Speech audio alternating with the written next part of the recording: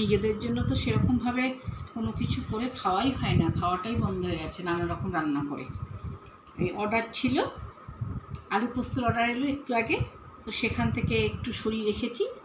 ওদের পরিমাণটা দিয়ে পুরো একটু বেশি করেই করেছি। তাই আমি ভাবছি যে আলু পোস্তটা আজকে হঠাৎ করে তো একটু বেশি করে করা হয়েছে, দিয়ে তোর জন্য একটু আমার জন্য একটু সরিয়ে রেখেছি। শুভ দুপুর বন্ধুরা, দেখো এখন আমি আজকে আর নিচে বসে খাইনি, এক থালার মধ্যে নিয়ে নিয়েছি।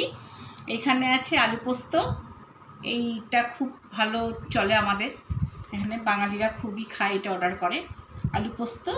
এখানে আছে মাছ চচ্চড়ি, মানে কালকে করা হয়েছিল সেটা একটু বেঁচে ছিল, সেটা নিয়ে নিয়েছি। আর এখানে আছে মাছের ঝোল, এই যে ঝোল ঠিক বলা চলে না, গা মাখা গা মাখা। মাছের নামটা হচ্ছে বাংলা মাছ ঝাল, হ্যাঁ ঝাল। আর এটা হচ্ছে সি ফিশ, এটা ভীষণ টেস্টি বন্ধুরা, বিশ্বাস করো ভীষণ টেস্টি। এর মানে খেতে অসাধারণ, উপকারীও। উপকার তো আছেই, আমাকে ডক্টর বলেছে যে এই মাছটা খেতে, হার্টের জন্য ভীষণ উপকার। আর আমি এই মাছটা আরেক ধরনের রান্না করি, সেই রেসিপিটা তোমাদের সাথে আমি শেয়ার করবো, একদিন মুখে বলবো না, দেখবে মানে পুরো মনে হবে কি ইলিশ মাছ খাচ্ছি, মানে হঠাৎ করে মনে হবে যে ইলিশের গন্ধ। এই যে আজকে আমি রান্না করেছি না বন্ধুরা, পুরো ঘর মনে হচ্ছে ইলিশের গন্ধ এরকম। তো দেখতে থাকো, সঙ্গে থাকো, চ্যানেলটা সাবস্ক্রাইব করবে, আর আমার রান্নাগুলো কেমন লাগবে একটু বলবে। চলো টাটা।